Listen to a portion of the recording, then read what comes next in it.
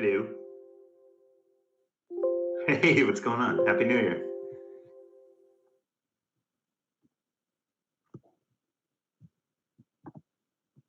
Excellent.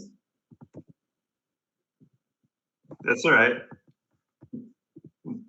Hope everyone's good. Let's see. Let's unmute that. Let's do this gameplay. What's happening?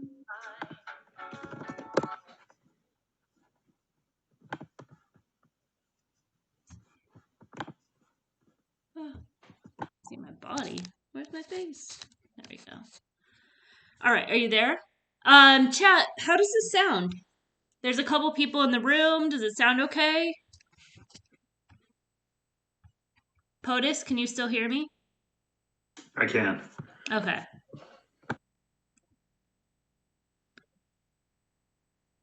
I hope that window sounds fantastic. POTUS, will you talk just to make sure? And Jimbo, will you let us know what how it sounds? Sounds good? Fantastic that's incredible. Wow. All right. All right. So I guess let's get into it. So Jerome is 8 minutes out. Should we start there? Yeah, good. Can we talk Jerome real quick? Let's do it. All right. So right now the one is the favorite, Cook Creek. Looks okay on the plot. I mean, there's no knocks on this horse, right? On the one is the favorite. Seems okay. Improving type. Good race on debut. Won the stakes at Delaware. Stepped up B- in the Nashua. I mean, looks fine.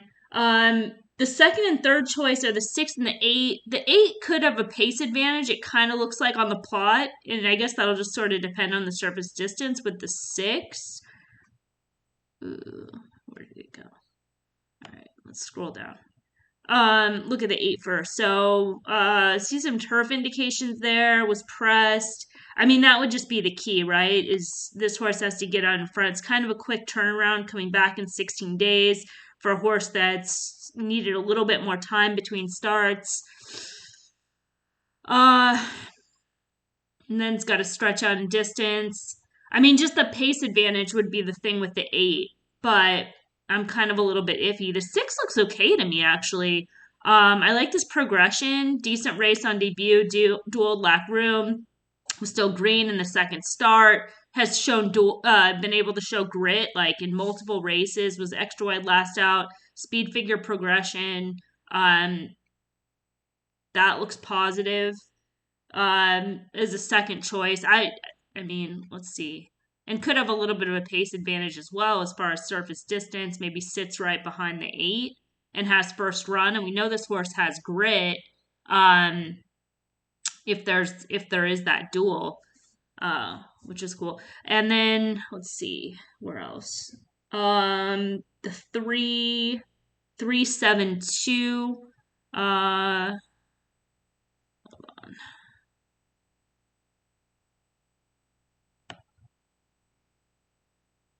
3's been on the turf the entire time. Looks like it's kind of coming off a top effort. I mean, not out of the question, but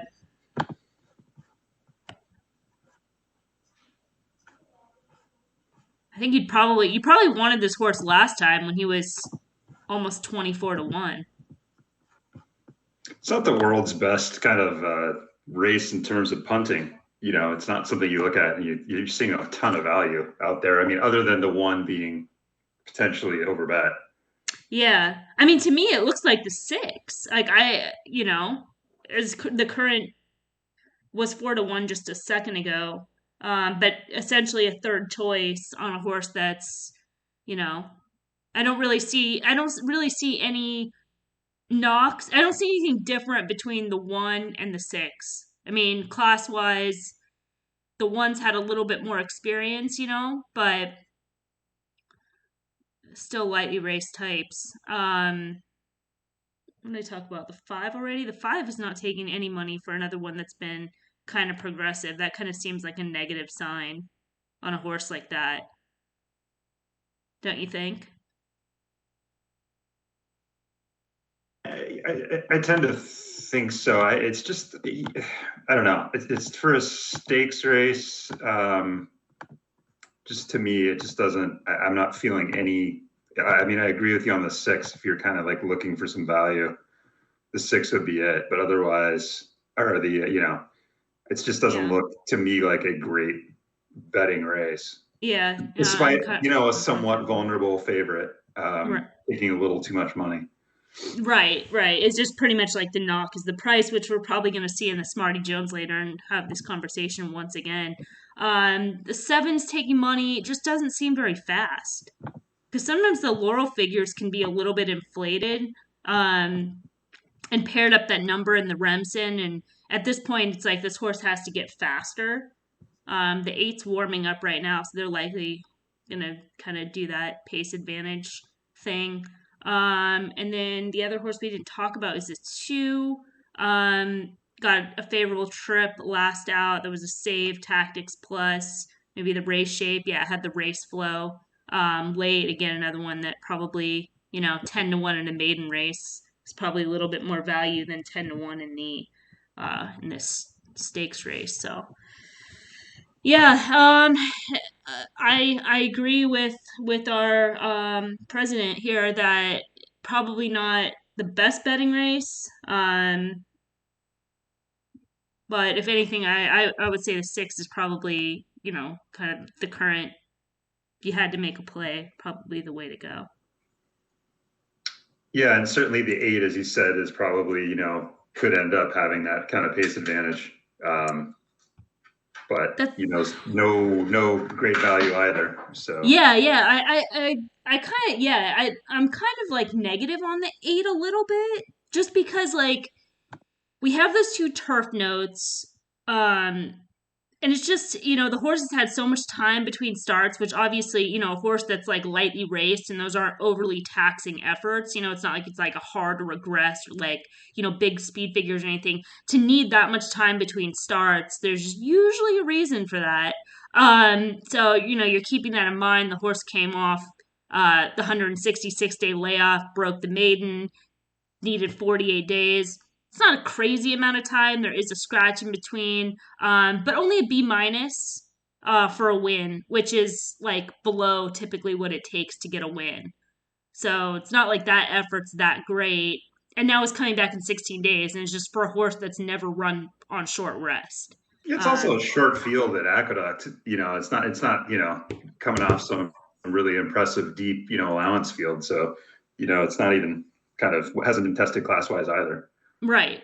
Yeah. It's kind of that's why I'm like, well, the 5 would be kind of like if you're looking for that new shooter, a horse that's improved, has gone distance, things like that. Like that would be a horse that I think like a wise guy would kind of lean on. But the fact that the horse is 17-1 is like that just doesn't seem like it's a mistake. Like sometimes it can be a mistake. Like people are like not seeing something, and you're like, oh, this horse is like getting away with something. But it seems like in this case, I mean, it's pretty obvious what this horse has done, and they're like not touching it. Yeah, Naira too. It's not like it's thistledown. It's something Yeah. sneaks by. Right. Yes, exactly. Yeah, because I mean, looks okay. It looks okay on the plot too. I mean, surface distance is square in quadrant one, so I mean that wouldn't. I guess that wouldn't be the worst play, but that is just kind of a little bit of a negative. Oh, we have our facts here. Oh my god. Let me get a picture. I'm talking about Santa Anita. Fuck, I missed it. But they did. uh, damn, I got a message. I got a message earlier. Someone wanted to know a fact about Bill Buckner, and they did say it, but fuck, I missed it. I'm talking about the facts that they're putting up at Santa Anita. Supposedly are betting angles. So the betting angle for what is this horse? The 5 is that the horse is named after somebody that used to play baseball. Hello, could you help me find the Pedigree Simps Anonymous channel? Oh man, there's so many. I wouldn't even know which one to direct you to. I mean, Twitter just loves that horse. Beep. Can't even say the word. I don't want to even get kicked off the stream, but Happy New Year. Happy New Year. All right, so they're going in the gate in the grim looking background at Aqueduct. We'll see what's coming up. We'll see what's coming up next. We got Fairgrounds, 18 out. Oaklawn is 12. We'll go Oaklawn next. I'll keep this up for the Aqueduct race and then click over to Oaklawn. Make sure I have that like queued up.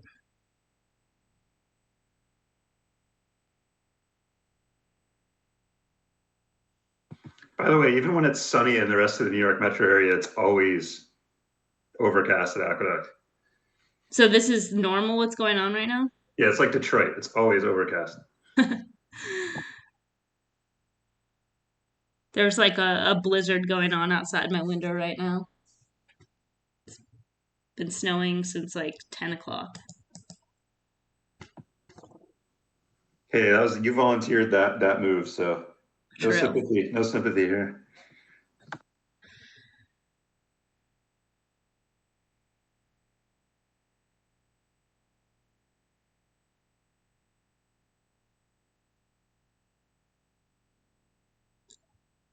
I wonder what the TOS is if I have the. I guess you guys can all have the video. Looks like the 2 is a little bit slogged, but that's kind of the run style. The 8 is going out there. Do you have the worst camera angles ever? What is this? What is this? There's like somebody with like a camera phone like in the stands. Yeah, on the ground, like filming. What the fuck is that? Head on, baby. Oh. It's like it's New Year's Day and Bob slept in, so it's only the head-on cameras there, guy. Yeah. But they were like, oh, Jimmy's here. Jimmy, can you sit like right by the rail and like put your Bob was in a shitter and just got there, so now we get the right angle. All right, it's pretty much running to the plot here. 8 in front, 4 is tracking. 1. Yeah, 6 is getting the trip, right? Yeah. See that grit, 6?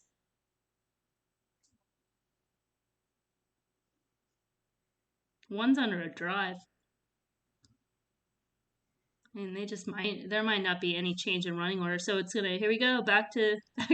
What's his name? Bob down there? Yeah, this is holy shit. As somebody who watches a lot of horse races, this is like impossible. Like that's like the worst angle you could possibly see what's going on. All right, 6 has the lead. 1's on the left lead trying to close in. 5 is closing. Here comes his 5. Yeah. 6, 5, 1. Well, I think that was like properly dissected, right? It was not a great open race. I think we were in agreement that the 6 was the value if there was any, and that, otherwise it wasn't the world's greatest race. The 1 was vulnerable, especially at the price, and we really didn't know what to make of the 5, and ran much better than expected. So interesting. It's the angle that you expect on a nationwide telecast. Yeah. For what it's worth, you guys that are like watching this, I handicapped this race. Like this is the first time I looked at this race. Like literally, like right now, handicap that race. It's so much easier when you have the odds because it's just like, oh, who do I want to take? That's so much easier. Well, you know what? It does get a little. It does get a little interesting when I've had the conversation with people about how far in advance you should really start kind of seriously handicapping a race. So I think it does bring up an interesting question, which is, especially without odds, which is everything you need, I think getting the general good feel for the race and then kind of playing to the odds is the best way, or at least, I don't know. Yeah, absolutely. I mean, I have to do stuff like days in advance. Like there's no way around it. That's like the job description, And I'm doing my best and it's like extra work because I'm already like thinking like how are people going to play this race? Even though I don't have an odds board, like I have the morning line and that's as good as whatever. And then there's how the public's going to actually like react to this race. It makes it so much more difficult than when, we're just looking at it being like, all right, one, certainly capable, but is overbet. Really doesn't have that strong of an edge to be that strong of a favorite. The questions just on the form cycle of the 8 wasn't crazy, and it was just kind of like the 6. The 6 is standing out. I mean, Well, sometimes it's by default, right? It's almost like, and that's what's I think really hard for a lot of people to understand. It's not necessarily picking the horse you think's going to win, which yeah, is a very odd kind of notion for people that aren't used to doing this kind of day in and day out. It's finding the horse at the right price at the right time. So that's what that is. Like, I don't think anybody said, yeah, I think that 6 is just, that horse is going to win the Derby. right. It's a matter of, all right, at 4-1 or 9-2 at the time, that's the best value, makes sense, fits, is certainly a better option than the 1. So yeah. Yeah, you have two horses that look almost identical as far as like their form cycle, current speed figures. The 6 might even have a pace advantage, which turned out to be, the key. And the price was better. It was a third choice. It's like it's kind of a no brainer.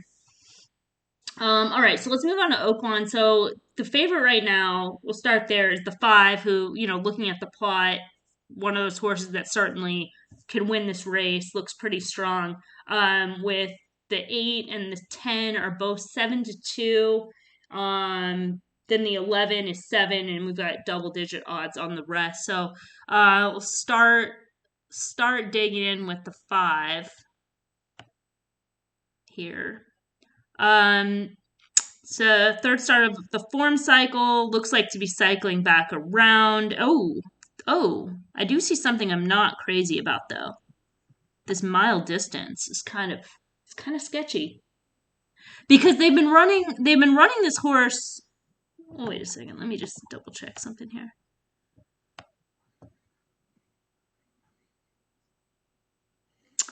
I mean, I just wanted to see like how. Oh shit! It froze. Okay, it's back. How long Diodoro has had this horse and like why they have it. Fucking froze again. All right, come on. I guess it's not happy that I have like the Twitch, the Skype. There's too many one word social media kind of platforms here. Yeah, there's a lot There's a lot happening. going on. Yeah. So yeah, I mean, just why this horse? They've been almost exclusively running this horse at a sprint distance, and now he's going to stretch out to a mile. So just like with the barn change, I mean, it's capable, but that's one thing. Just as far as if you're looking at a favorite at a short price, to knock. So especially in a field like this. So let's keep digging. I'm gonna. I think the fact that every horse in this race has like maybe 12 years old today. Yeah, Chrome is struggling. And there's like a million running lines. I don't think it's happy about that. Which typically it doesn't impact it, but with all this other stuff going on, it's probably an issue. All right.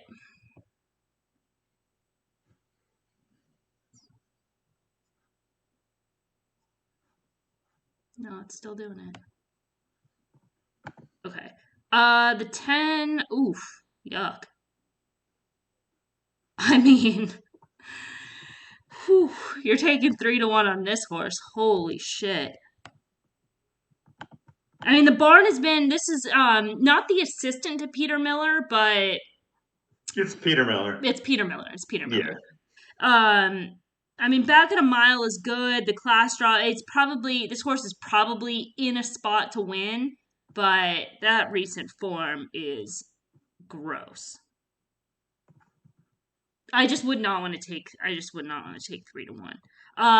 Chad is saying the 11 seems like good value at Oaklawn. Let's take a look.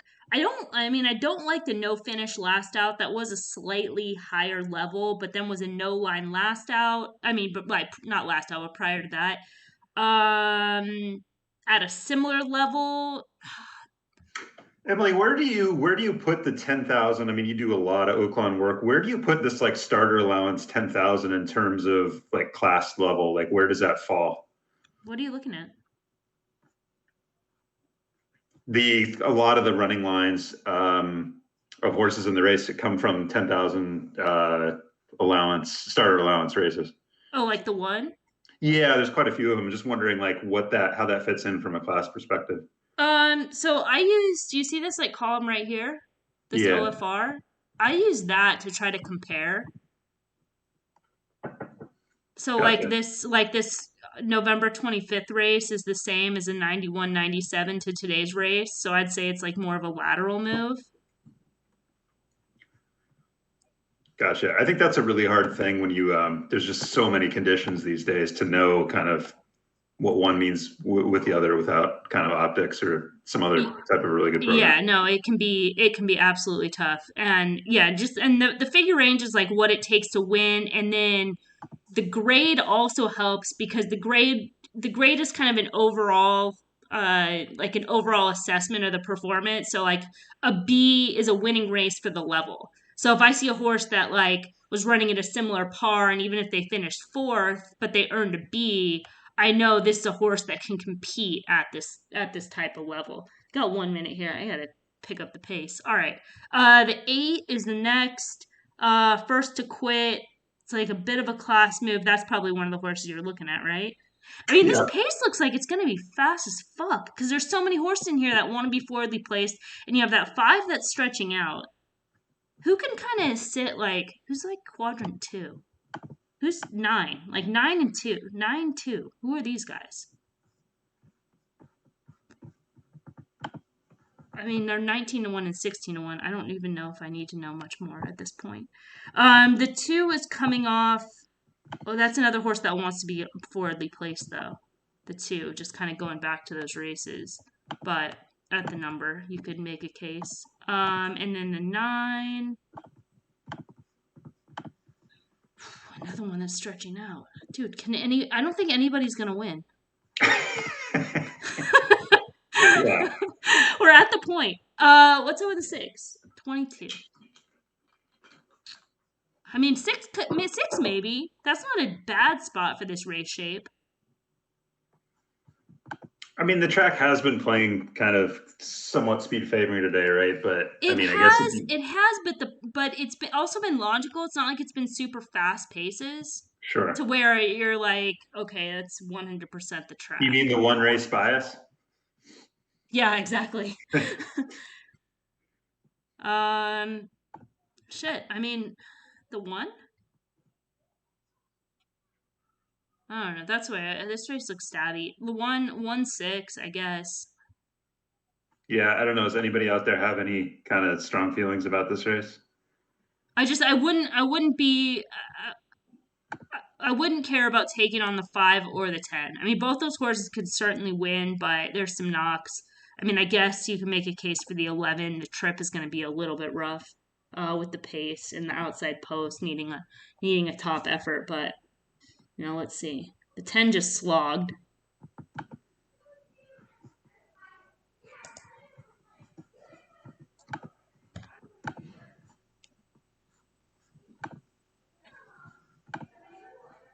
Go for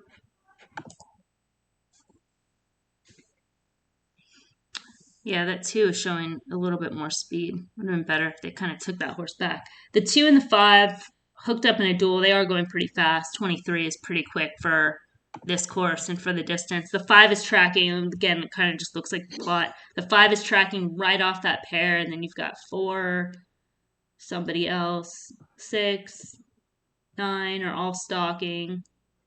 3 is down inside. Yeah, it's still pretty quick. I mean, 4's starting to move early. I don't know how that's going to work out. Maybe that's a good move.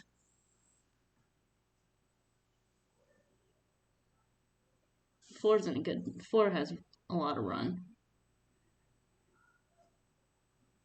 5 also getting a trip. The sloggy 10 starting to move. Same with the 1. 4 just got stopped cold, but I don't think that horse was like quickening either. It's gonna be what 5-4-10 maybe or 5-10-4.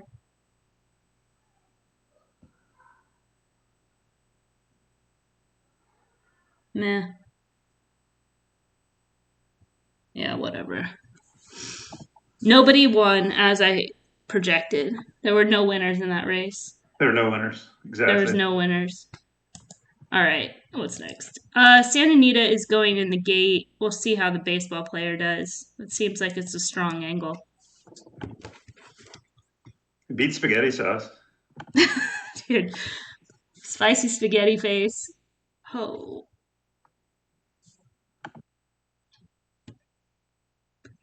I could just do a whole Twitch stream just like reading those. Just like a comedy bit. Yeah, well, nobody would actually think it's serious. So. What's going on in this race? I didn't like how that baseball player horse was training, I don't think. I thought he was training okay. Oh, this 4 was like training like a runner. So let's see if he does the damn thing at 1 to 5.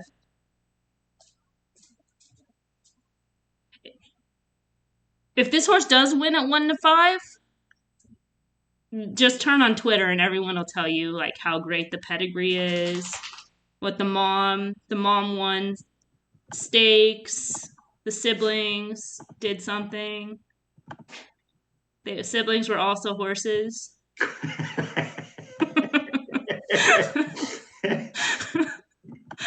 All right. 4. Oh, one like a good thing, just like his daddy. Exactly. Ran to his pedigree. Pedigree players nailed it. 1 to 5. Straight fire. That horse is straight fire. Is that the sire? Yeah. Okay. Calbreds. Yeah, it's amazing they'll even do it with Calbreds, you know? Yeah. Fairgrounds. You got race 5. Play fast.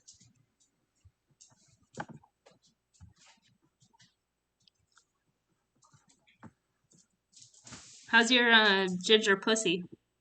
Oh, it's exhausted. Yeah. Exhausted. It's up way past its bedtime. Oh, did you guys stay up late? You know, it's amazingly, yeah, but it's like it's old people staying up late. So it involves coffee, not drinking. I fell asleep early to like, I'm not even joking, watching Murder, She Wrote. I'm like straight up old. Yeah, I think you got me beat on that. And we had Sanka. So good job. Sitting here betting horses, falling asleep at 8 o'clock to Murder, She Wrote. I'm basically 80. That JB Fletcher. She was that was like season 5. She started out, she was in jail. It's like, oh gosh, this is gonna be intense. Hope she gets out.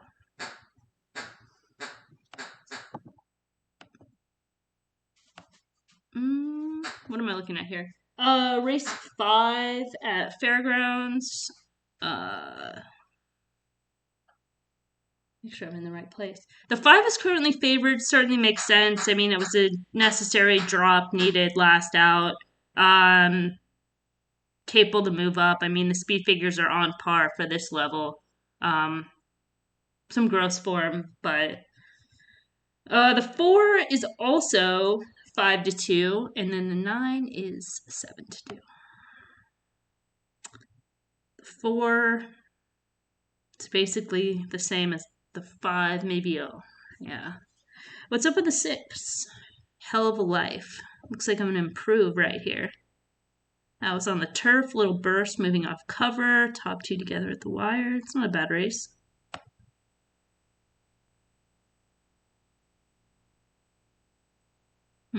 Maybe not the best race flow for this horse, though, huh?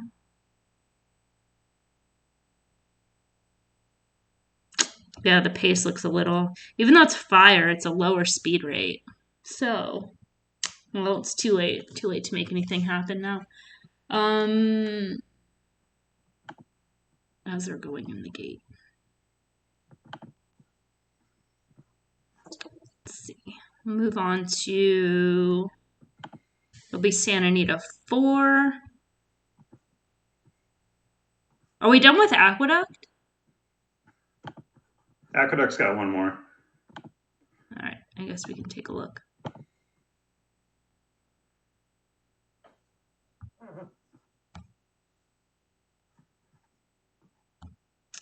This.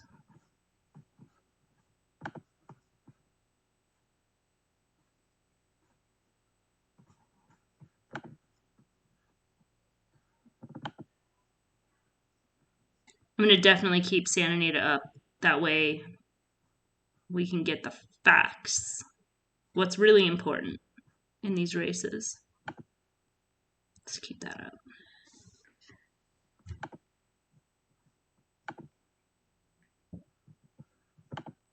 I almost need like a third. Crash the system. Anita's a thumbs down. Kind of seems that way. It's been what? Chalk, chalk, chalk the first 3 races in a row. Like, and not even like 3-1 chalk. It was 2-1. I guess there was co-favorites in the first. 2-1 winner.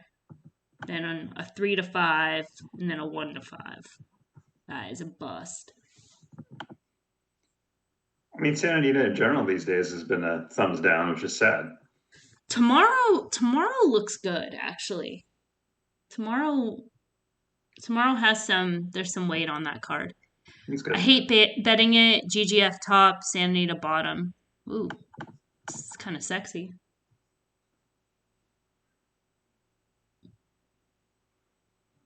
All right, what's happening, Fairgrounds? The 1, the 5's trying to come through the inside. It's a little intimidated. 6 is trying to come over the top. 1's trying to hold on for dear life, and the 1 holds. 1, 6, 9, 5.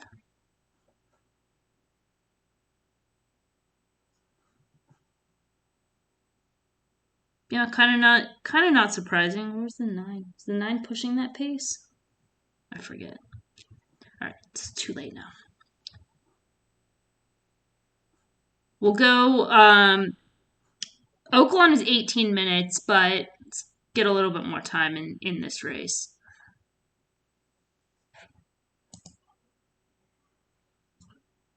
Santa Anita, we're just here for the facts. Anyways. That's what's important.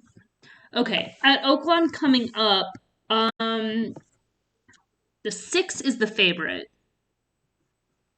Oh, this horse fucked me yesterday. I mean, not like in general, but when I wrote up the race, like the whole play was around this horse being in the race. And they ran in this spot instead.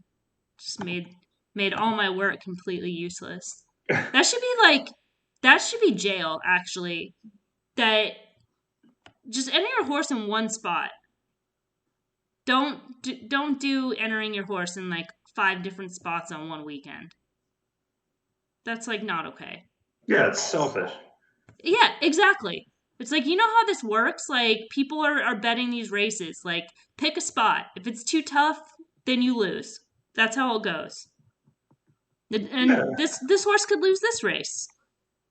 Yeah, it's like Medina Spirit drawing the outside in Philadelphia. It's like, oh, I gotta leave. Too much. Yeah. Too hard. Yeah. Too hard. Pick no cross entering, pick a lane. Fuck yeah. Exactly.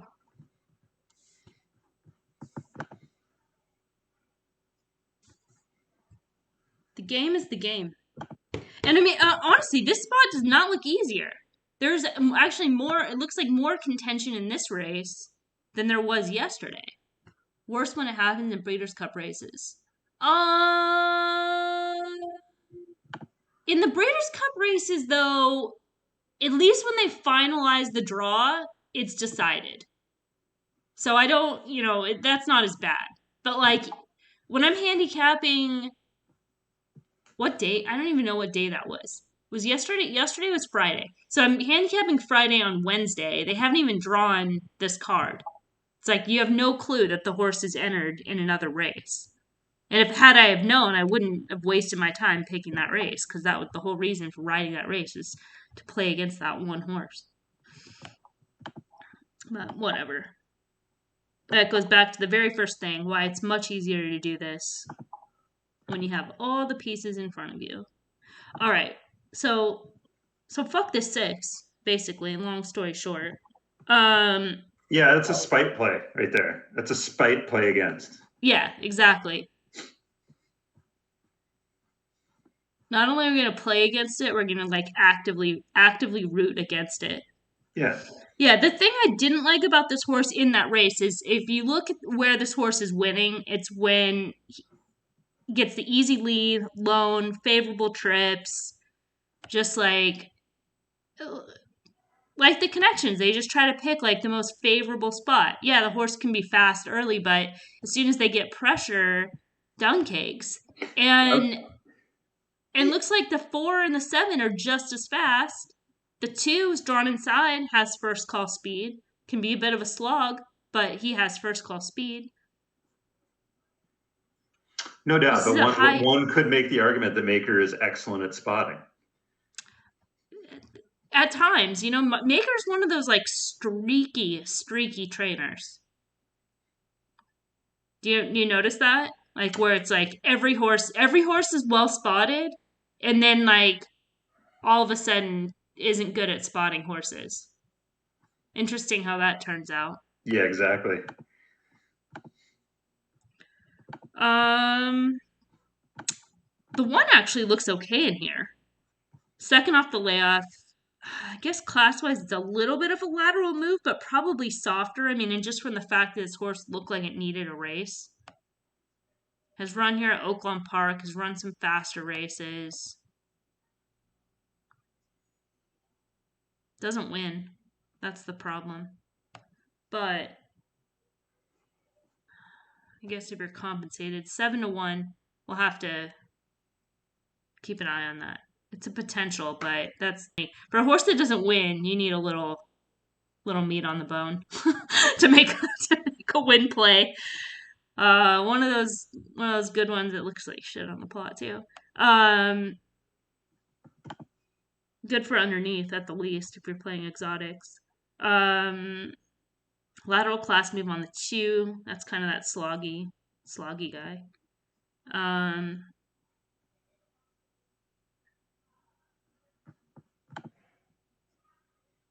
The two has no business being 22-1. Yeah, it's kind of scary, right? I mean, not one to bet with a ton of confidence, but I mean, a definite overlay. Yeah, but this is like the 5 in that other race where there's no reason why this horse should be a big price unless like they know it's gonna suck.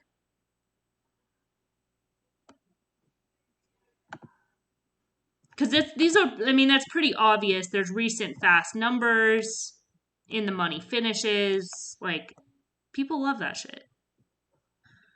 They do, and I wonder if some of it is Gutierrez off.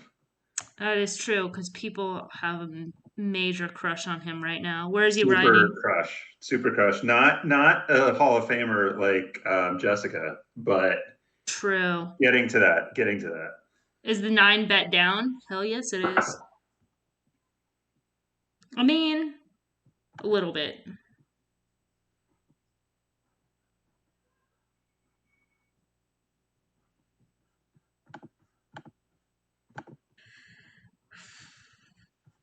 I mean, the 9 is okay.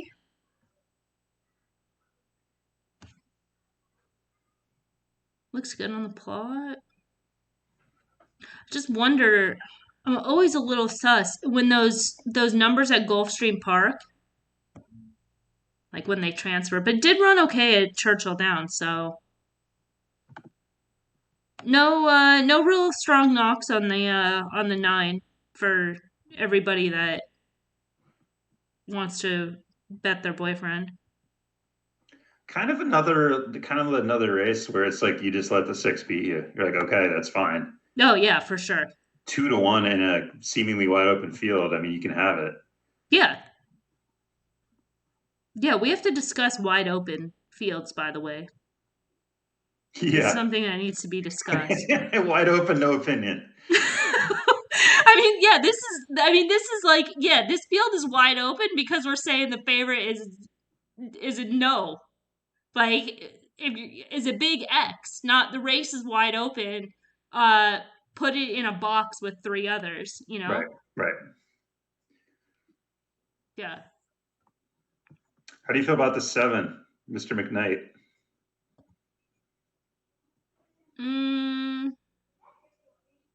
7 looks like it's gonna be a casualty for the 6. Yeah, pace casualty. Yeah.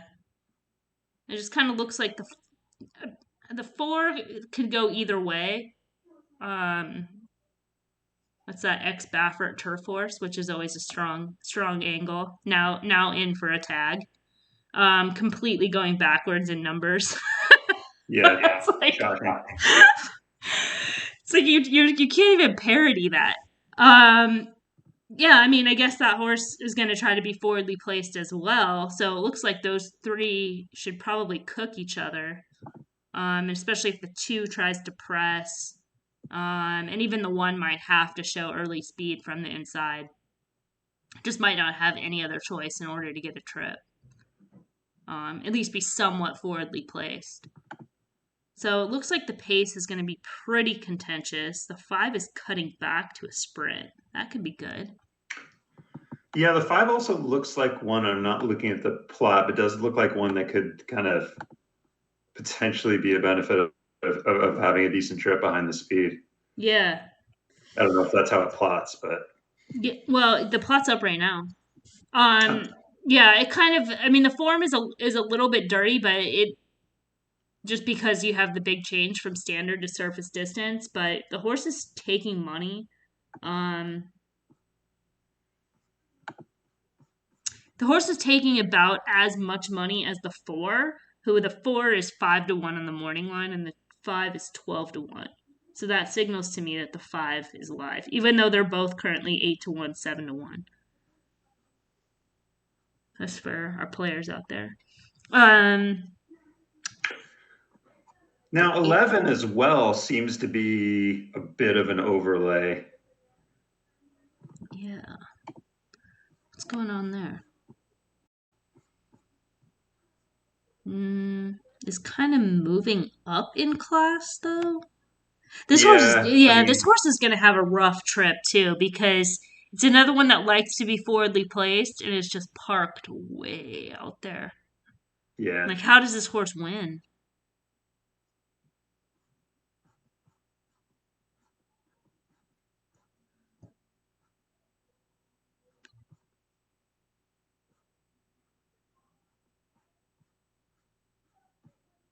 Yeah, I don't know it's it's kind of weird because this horse,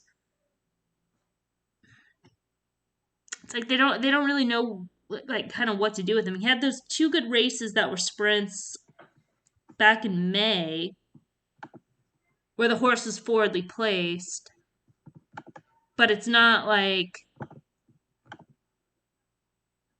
kind of just like the horse got the trip that day. That's me pretty wide. Yeah, I'm kind of leaning like 5 actually. 5-9. 5 just got hit to 6. I mean the 5, okay, but that I mean that it makes you wonder on the 5 if like they're actually betting this horse or they're just betting those recent ones. Right. Yes, yeah, no. Not Super Mario. Yes. Raylu, everybody's crush.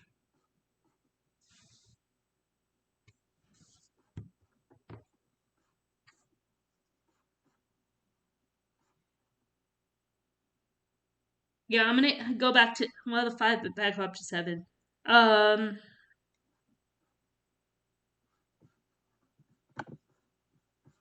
it's those 2 for me.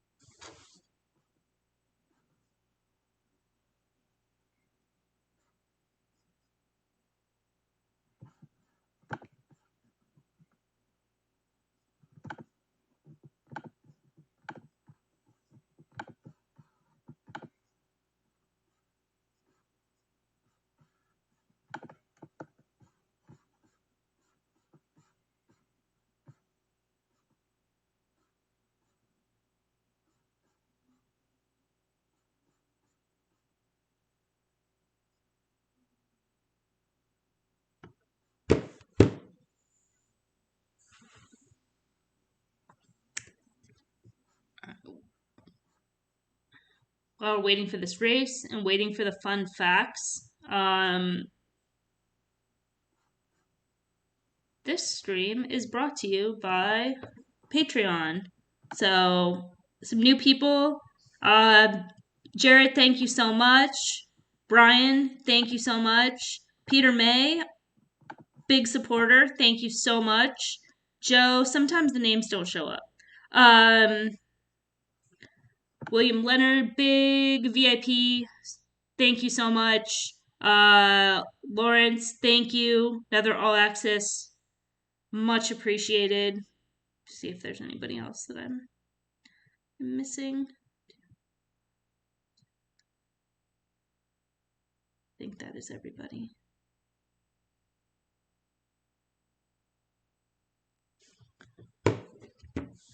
So yes, if you haven't already, do the Patreon thing for as little as $3 a month.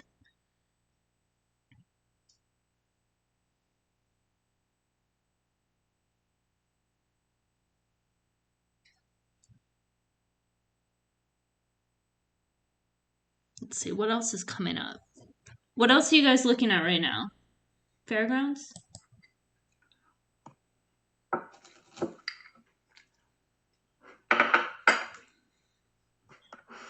Fairgrounds was kind of fun last time because we just got to like talk shit on Joe. Here, like the chances of the number 5 Maxine Machine. For second, went to the number 4 Sweet and Sassy. The horse that finished behind her last out was only beaten a length and a quarter by Maxine Machine. Triple Tiara was 2 1/4 lengths in front of Sweet and Sassy, but Sweet and Sassy may have needed the race. It was her first try in about 8 or 9 weeks for this daughter of Morning Line. Sweet and Sassy up there at odds of 8-1. And you look at the synthetic races at Arlington and the turf races, she's got a win, a second, and a third. The dirt race sprinting at Churchill was the only poor effort of her career. And you look at that pedigree, it's all turf. Morning Line out of a Kitten's Joy mare. Second race back off of the layoff, could take a step forward. Value certainly there at odds of 8-1. Or third went to the number 3 Miss Pedigree. This is your Twin Spires market mover. 8-5 on her. And I was at Kentucky Downs the day that she broke her maiden. It was opening day there. It rained late in the morning and early in the afternoon, and the turf was the best word I could use is wonky. What? Most of the horses that won came from the best words. The best words. He uses the best words. Haven. I'm not going to take anything away from her. She was super. Wonky's never been the best word for anything. She steadied early. She switched out 4 wide. She sustained her rally. Ran down dueling leaders late. Wonky. Looked good doing it. Now the 2. I see horses run kind of wonky. I've never seen the course kind of wonky. Well, no, that's not true. It's firm, yielding, good, and wonky. True. She had 3 wide stalking trip. She had aim on the leader's lane. She just kind of sort of flattened out like a pancake in the stretch. She'll run with blinkers for the second time, which could be a good angle. She's certainly bred to get 2 turns. You're much better off flattening out live on the top like anything other than a pancake. And bred by SF Racing and trained by Joe Sharp. Number 3. You can't really, in like a horse racing analogy, can't be like flattened out like a horse in the stretch. It's too on the nose. I think it's more like a crepe than a pancake. Yeah. Grass race, career star number 2 at Monmouth back on September the 19th, and then came back and broke the maiden. That turf race, I should say. As far as Jimbo over at Santa Anita, yeah, I think that the 2 is pretty legit there as the O'Neill horse.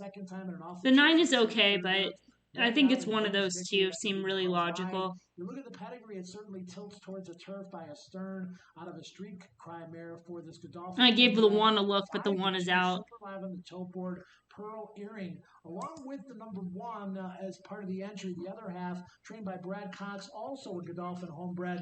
Full Focus. Now, this one has never been on the turf. 2-6 Cold Exacta? Where at? Routing at Keeneland. She stumbled at the start, got a pocket I don't like that 6. That magical gray horse. Is that what you're talking about, Santa Anita? That horse got such a setup last out. So plotty.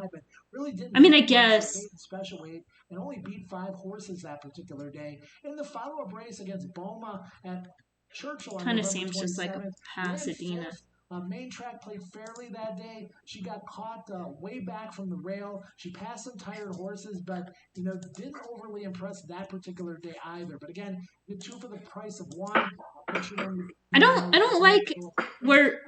I mean, Joe's going 4-5 in here, and they're coming out of the same race. I mean, the 4s would be the value just kind of straight up. I mean, I know that the 5 ran that better than looked, but this is a step up in class for both of these horses. You're asking earlier, like, how do you assess class? Like, that race on 12-2 was a 69. Let me shut this down. Was a 69 to 75 optics figure range, and today's a 75-81. So, like, both those horses, whatever. The 1 is getting the class drop.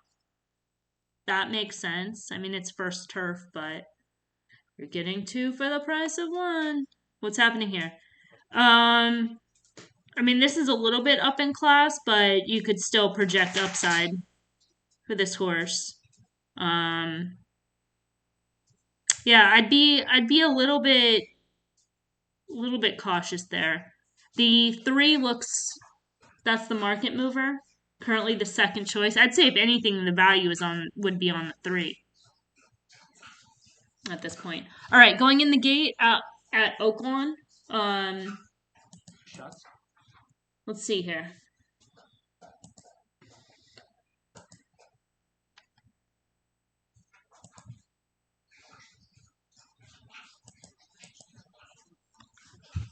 Thirsty Frost in the background.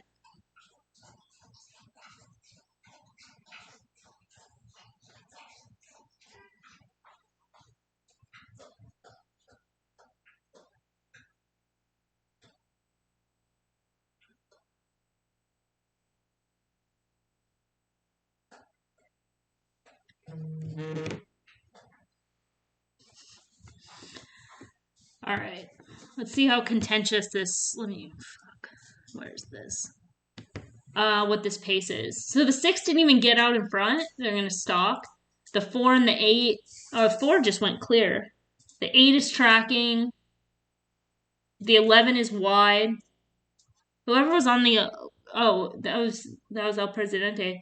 The 11 could get a trip now. Because didn't get caught too wide because those other 2 horses didn't make the lead. The 6 and the 7. It's pretty quick, isn't it? Sub 22. Or not? I think it's okay. It doesn't really look like much is moving from the back.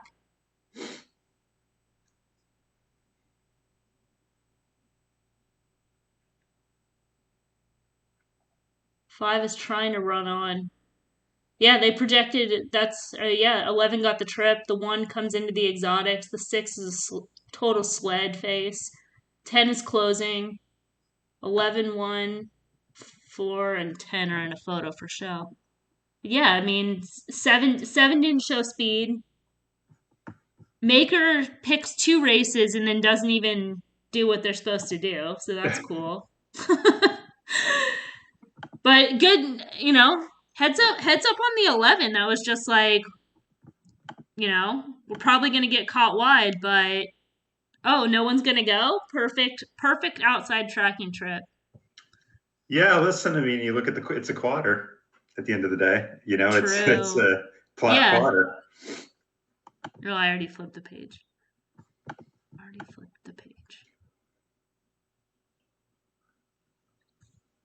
I think I missed Aqueduct. Yeah, Aqueduct's done. Sorry about that. Let's see. Fairgrounds. Santa. Whoa. Just happened. Santa Anita, 1 minute.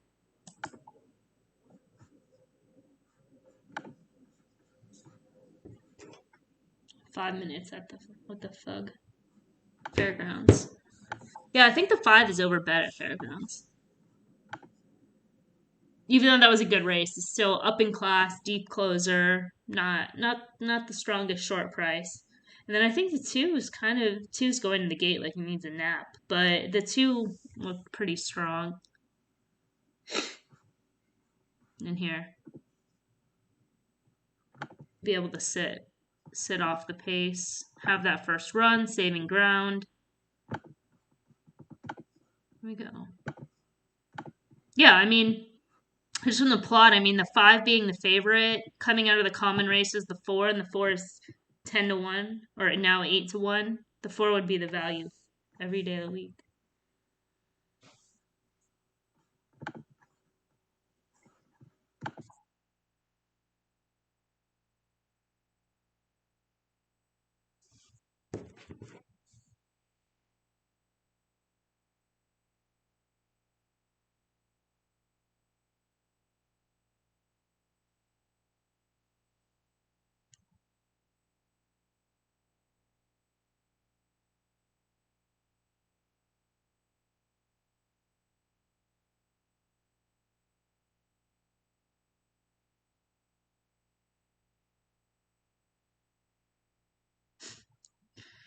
Dude, ITP is still going. ITP versus the world right now. He's never been wrong, so it is not easy to have that burden. We did catch him wrong a few days ago. That is true. I'm not going to say what it was, but we did catch him in That wrong. is true. Not going to say it publicly. Listen, I mean, I think we would all agree that he's generally on the kind of has the right mindset versus the people he's arguing with, but the bedside manner makes him difficult to, I mean, he can be right, but his message isn't getting through because of the bedside manner. Yeah. But he will absolutely F that chicken, as we know. Well, yeah, and I mean on the recent Jason Beam, and I kind of agree with him on this, just sort of in general, that he's like, I've tried to be nice, like I've tried to go about it the way that people would want you to go about it, right? Like have the reasonable conversations, and you get the same result. So now it's, yeah. Now it's well, like why hold back? Like why why try to reason? No, and he is right. I think the problem is when you're attacking what somebody does for a living and saying essentially, and he's not wrong. He's essentially saying like what you're doing is 100% incorrect, and in fact, not only is it incorrect, it's harmful to the very people that you are kind of tasked with kind of helping. So somebody's natural reaction to that is going to be to dig in. Yeah. Yeah. Well, I mean, he did it to me right off the bat. When I first started working at Brisnet, and I'm like, fuck, dude. I have no other skills in this world. Like, I don't know what the fuck else you want me to do. Like, do I look like the type of person that's gonna run customer service? Like, no. Like, I don't. Like, so I went back and forth, and I mean, he wasn't wrong, but it's like if they're gonna put anybody in this position, like let me do it, because at least I'm gonna do my best and understand who my customers are. Like, yeah, and it's also an impossible thing to do, not to kind of be on the side of people who, unlike yourself and a handful of others that are really, really good at what they do. A lot of these people are, quite frankly, terrible at what they do, but it's not easy to pick every single race, to have to pick 3 or 4 horses, because how often as a handicapper do you look at a race like we already have today and said, this race has no value, or I'm passing, or I don't really like anything, or, I don't see the favorite as vulnerable. And you can't say that in their position. Yeah, I mean, I do, but it's at the risk of what a lot of people don't want to do is they want to be at the end of the day say, I had 6 winners on top. Like, right. I don't care. I'll have 2 winners on top, and both of them pay, $25, and like that's fine. Like, that's a win, And those other 6 to 8 races, whatever, like, I don't even care about them. They were, right. It's still a winning day, but people feel that that's the success, is to say, oh, I swept the card. Like, I never try to sweep the card. That's like it's like the stupidest thing to try to do. Right.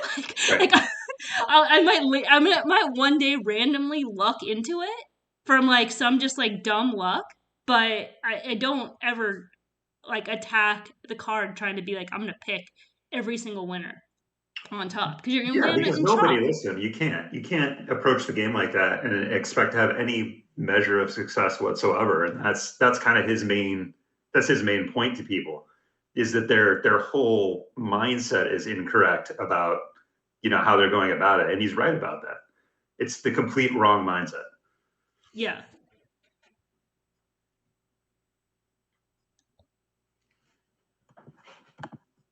All right, going into the gate at Fairgrounds. Let's see, what's up. Got Sanity is 25 out. Oaklawn's 18, so let's do that.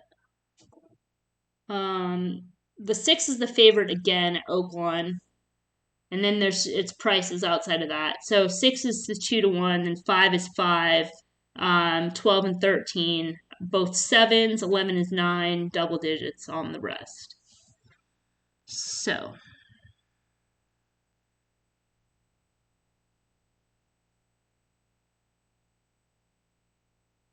I can say in this case, I think the 6 looks legitimate.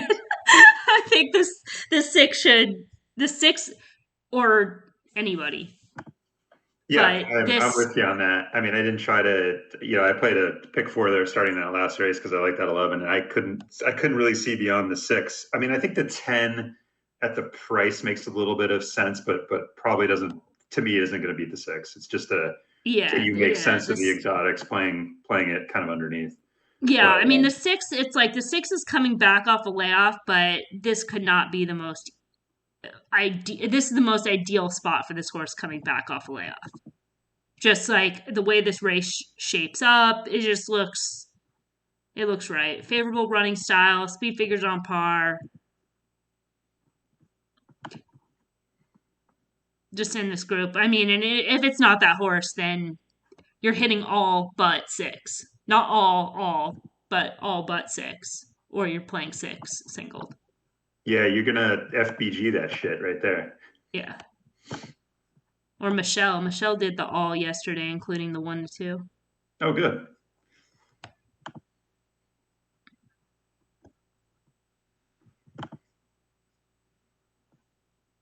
All right, so that's that. Sorry, let me put up this Fairgrounds because they're going right now. And it's kind of pretty much like the plot. You got 6 and 7 up front with 4 tracking, and 5 is outside that pair.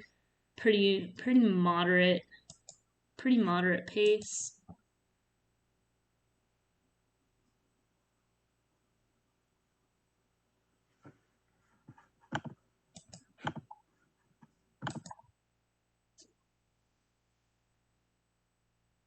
Three between that pair. 3's in some traffic. It's not the most ideal trip, so we'll see how the class handles it. 6 is backing up as that circle projects. 5 is under a drive. 7 just poke little head in front. 7's like, come on, surface distance plot. Give me some square.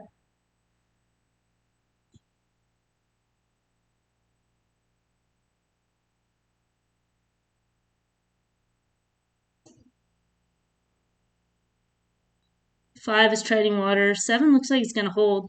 There's that 4, the value. 7, 1, 4. Yeah, the 5 is just was not a good favorite. That up in class. That was a little bit harder to find, but made all the difference there.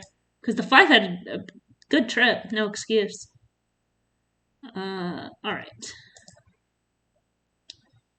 So, Oaklawn, whatever. But, we will do this. Okay. Because the Smarty Jones is race 9, so just looking at the doubles, the 3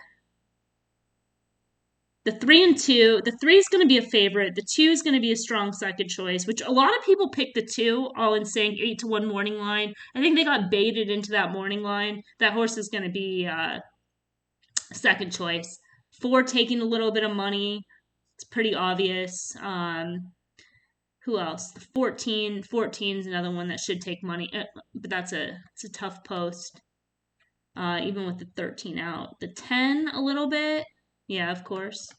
I think that horse is, if you're playing this race exotically, I think I put something together earlier. I think that's the horse that's worth trying to get out of the mix at a shorter price. And it's actually kind of cold in some of the double pools, which isn't. 9 is taking money.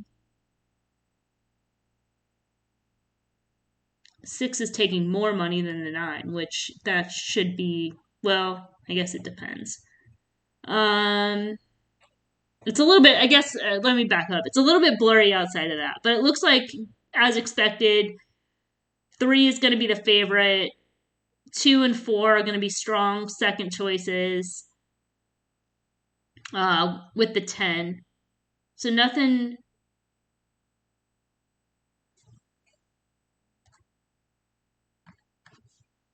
really like out of the ordinary that I can see.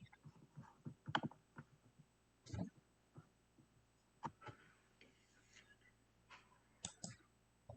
think the 3 is another one of those. If it weren't traded by Cox, it'd be like 5 or 6 to 1. You know, it's like if you, I don't know. To me, it's like that's for me an auto toss.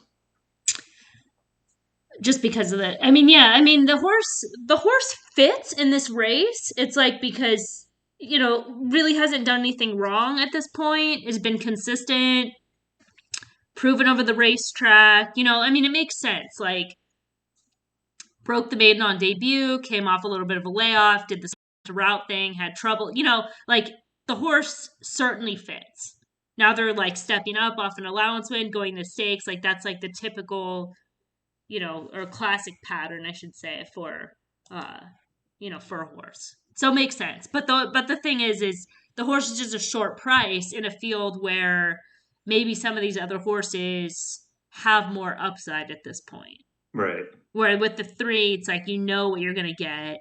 It's gonna be the favorite because it's the most known horse in the field. Yeah, and it's Gary, Mary, Larry, and Jerry West. So. Yeah, right.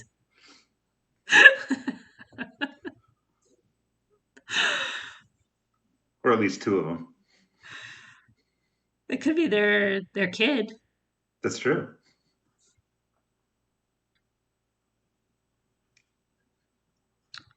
Yeah, but I mean the pace looks like, I guess, yeah, this is sort of the other thing was like if you're looking at the plot like alone, if you have no other information, it's like who's the favorite? Right. Like all these horses look the same. So that to me is like where you just kind of see a wide open race. And this is one too where you look at like the kind of typical Lucas Greyhound that's already won, it's already run 6 times. These are the spots where they tend to, you tend to actually see something out of them. Yeah, that horse doesn't look bad on the plot. No, it's one of those that if you hadn't been around for the last 30 years with this shit, you'd say absolutely not. But it's just like it's guys like Lucas and Larry, what's his name, used to be like this too when he was real active. Who's that? Larry Jones? Yeah, Larry Jones used to be like that with fillies. He would do kind of a similar thing. You'd see like he had like 4 or 5 races. You'd see a little bit of improvement, like kind of like had trouble breaking the maiden, then all of a sudden, boom, steps up to a stakes race where it doesn't look like it fits and just kind of runs above its, runs out of its skin. So yeah, I didn't mind this horse. Like doing the write up, I was just like, this horse is a long shot for all the long shot reasons, but is not impossible. This is a horse that like you're not going to play at 5, 6 to 1, but at 20 to 1, stab away. Totally, absolutely. And in your underneaths, 100%. Yeah, in a race without a standout, in a race without, some unbeatable chalk, it makes the exotics that much sweeter. Oh, that was Lucas on that 6-horse yesterday, right? Yeah, yeah. Yeah. I thought the other Brad Cox, this 8-horse, was like a little bit sneaky in here. Sneaky other cocks. Yeah, I like a sneaky Cox. Who doesn't? Exactly. Just progressive type hasn't really run like a fast race, so you're gonna get the price, but is improving. It's third off the layoff.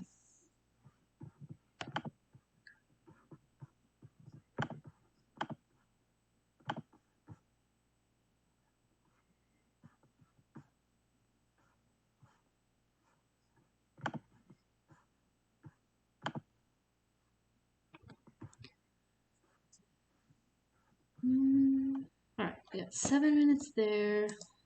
Let's see what Joe's saying. No, we don't have Joe yet.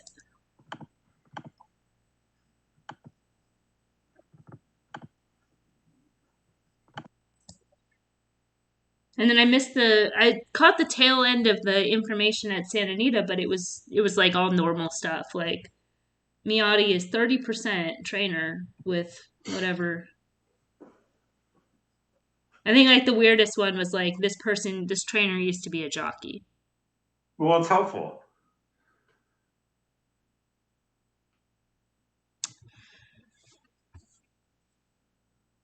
Is that Race Lens? Is that what Race Lens has moved to now? Like useless trivia? I don't know what it is. I don't even know how to say it. Is it once? Oh, the once, the firsteth? Yeah. What is that, first? Once, yeah. Yeah. 1ST. Yeah, 1 Street. Yeah. It's called marketing poison. Street? That's what it's called. Yeah. It's like, let's start with that. How do you even say what you are? Yeah, let's start with getting the name.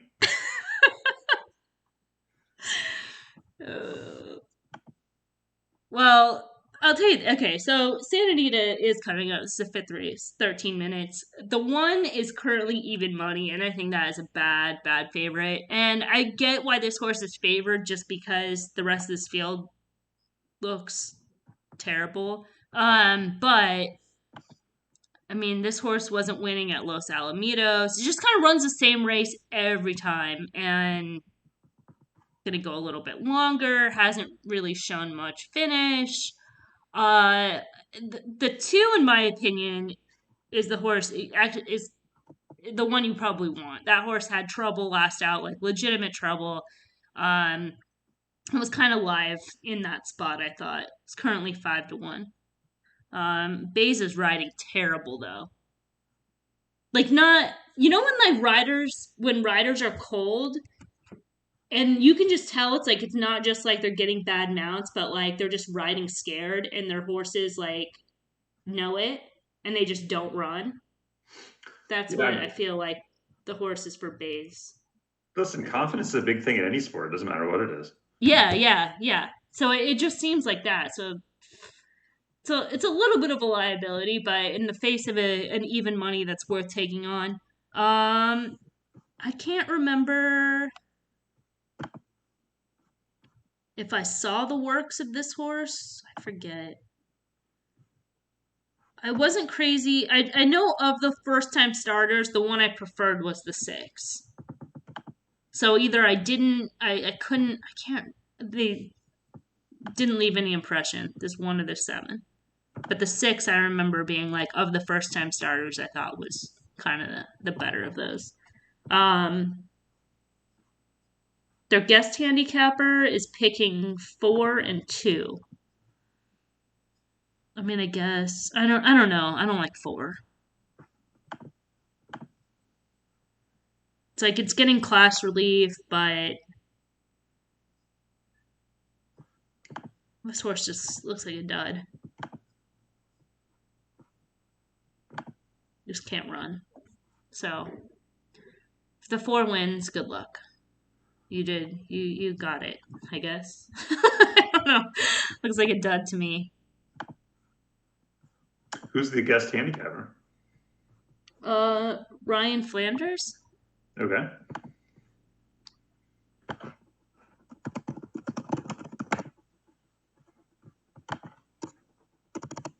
Back. I did see some tickets, though. We have some tickets up here. So this is for Rainbow Pick 6. Let me see. Rainbow Pick 6. Tom's going to single the 1. Peter Lurie is going to use the 1 with the 5 and the 7. Once is going to use... This is stupid as shit. 1 is using 1, 2, and 5.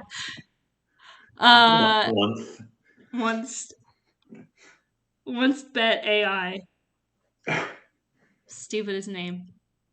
Benny South Street. Trip Notes Pro. So he thinks the Forest had trips in those races is probably the guess. All right. So is that the once like Watson type thing? Is that what they're trying to do? Oh, maybe. They have so much. They're so like ahead of their time. Because horse racing has the best technology that they've built AI. Let's start with getting a fucking race timed right.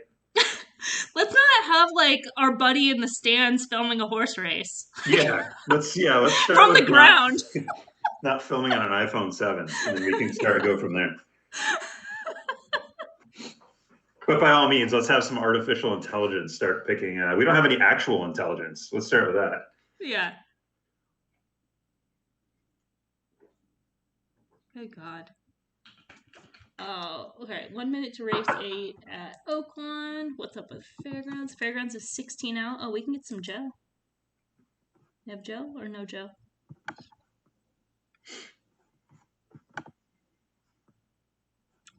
Maiden 50. I guess the 6 would be the... Oh, what? Am I looking at the right race? Race 7, Fairgrounds? The 6 should be favored. Nice price winner here at the Fairgrounds. Dream Worker, Joe Sharp's other runner, Miss Haven, was the one that was the market mover, but it's Dream Worker at 9-1, I believe, to get the job done for Deshaun Parker. Congratulations to the winning connections. Good one to have in the late. He doesn't even pick the 6. Sequences. 4, 7, 2. 7 is up next.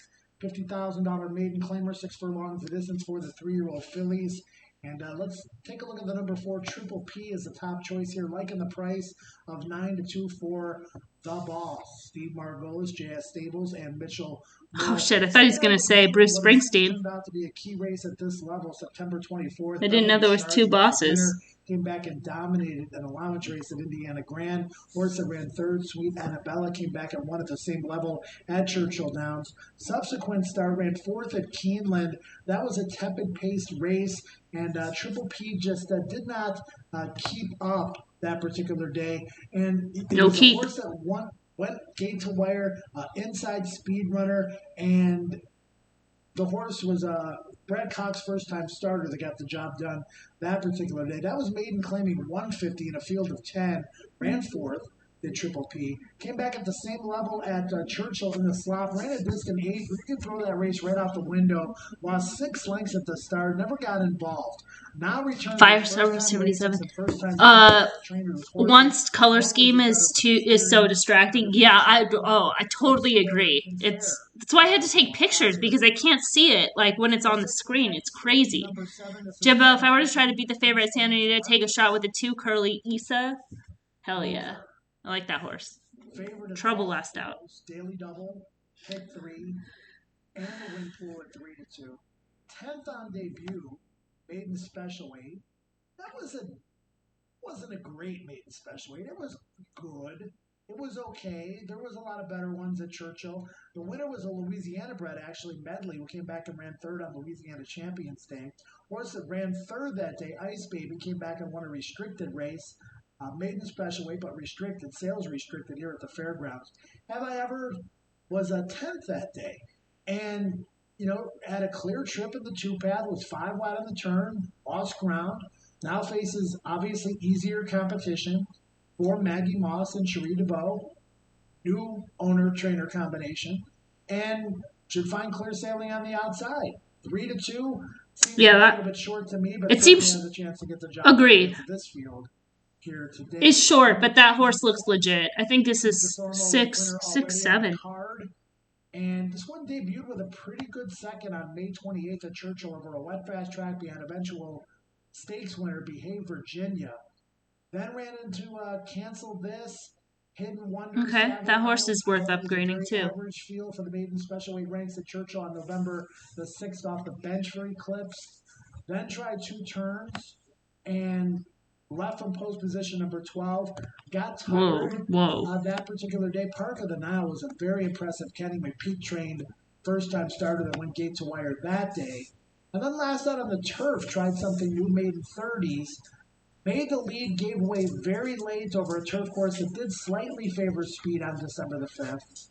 Now cuts back in distance, actually takes a step up in class from 30 to 50, but only really in dollar amount only. This is a pretty equal field to what this horse ran against on the turf last out.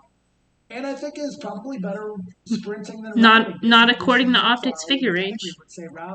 That race is much softer. Sprint number 2 Eclipsed up there at 5-1. Number 1 is Verdandi for Greg Foley, Marcelino Pedroza, tag team racing. They had a win yesterday. What Sterling missed. Verdandi 48-1 on debut, exits the same race as your favorite, Have I Ever. Have I Ever was 10th, beaten 11 1/4 lengths.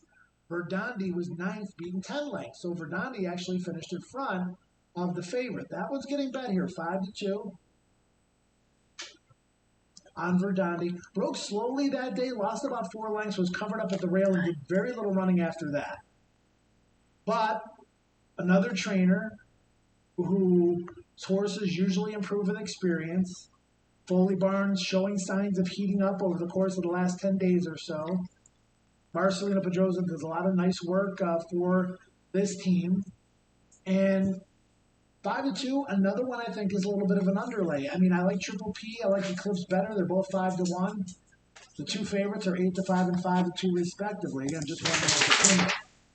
Take a look at the number 3, Arlen's Crown, first-time starter for Joe Hall. I got caught up in this and petting Frost. What happened at Oaklawn? 6 weeks to the 5? Fairgrounds meet. Dreamwalker. Yeah, 5 ran down the 6 in the stretch. That pedigree is a little bit on the turfy Well, side, good. a little bit on the slow side. Joe Duwan's got good stats though, with a pretty solid sample size. Rewatch that. First-time starters. Sorry, Josh. Let me pull up this race for you. This one won't be tough to spot. Oh, hell yeah! What? Track by Hit It a Bomb. All right. Gray Roan, as you can see right there. What's going on at Gulfstream? Dude. 10-1 on the first-time starter, Arlene. Plato. Dude, that 11 looks legit. Slow but steady improvement in all. Currently 9-1. Dory Jacobs. That one's up there at 6-1, getting bet down a little bit from that 8-1 morning line. George Montserrat Jr. aboard. And like I said, slow but steady improvement. Auction, maiden special weight last out.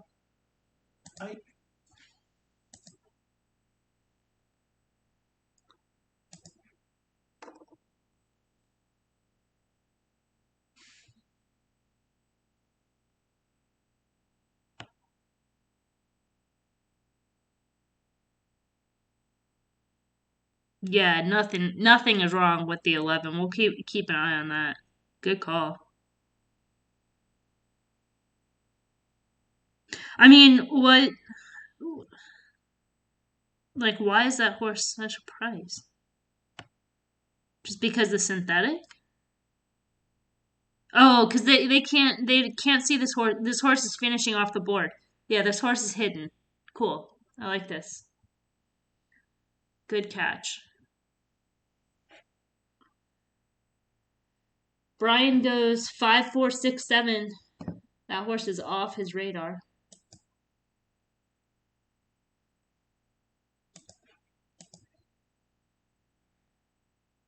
And the number looks like Steve's just been racing this horse into shape. And he's one of two horses in here that I like because he gets the addition of Lasix. Matt Stephen being one of them, and King Rob also first-time Lasix here. He's another one that looks like he's going to be raced into shape, and he's been very much King Rob in maintenance mode in the morning since his second place effort in his debut. The number one, Matt Stephen, as he gets close to me here, he is pretty hot for a cool afternoon. A lot of lather on his neck. It makes it challenging for the rider if they're not wearing gloves because their reins tend to slip when the horse's sweat gets on those reins. So he is pretty warm as he reaches the gate here. Unlike the number two, Curly Asa, very composed. I love the warm-up for this 3-year-old gelding with Tyler Beza. I'm going to try and beat the favorite with Curly Asa in here. And the 4 has made a very good impression as well. Walking Boss from the post. Yeah, one is like wasted. Washed out, wasted. At the gate. It is post time for race number 5. I don't really. What would be the point of racing a maiden claimer into shape?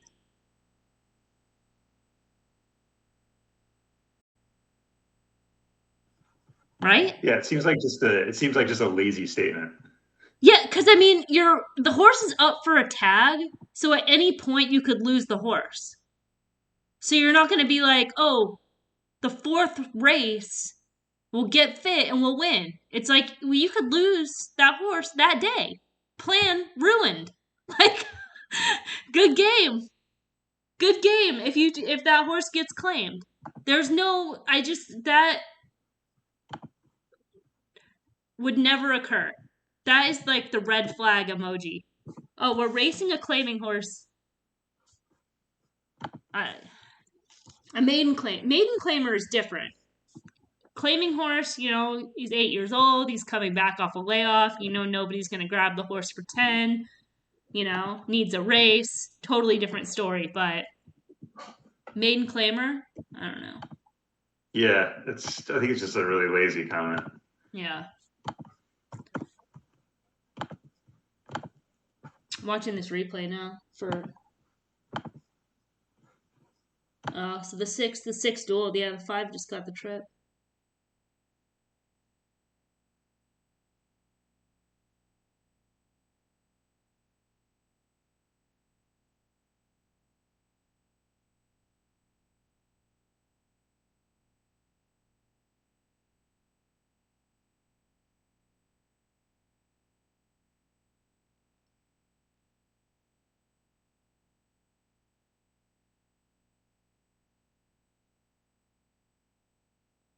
And got bumped. I mean, that's just tough racing luck. I mean, 6 runs a winning race. Those 2 are together. They're separated from everybody else. When a horse like the 6 is like, that was like a win or run out type horse. It's also not the world's best price on that 5. All things being equal, like, it's a terrible price. Yeah, maybe a little bit they knew. Oh, our boy 2 is under pressure by the 7. Who's that 7? That first time starter? Come on, 2. Come on, 2. 7. Go to hell. Here comes this plotty ass 1.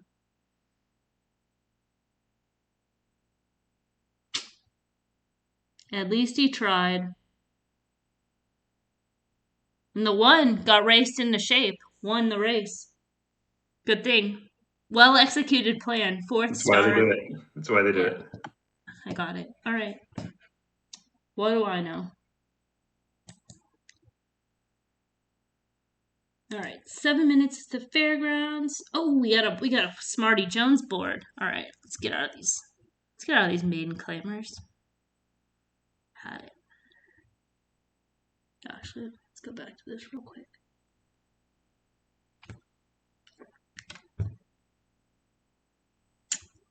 Yeah, I mean, did have the BTO. All right, we're moving on.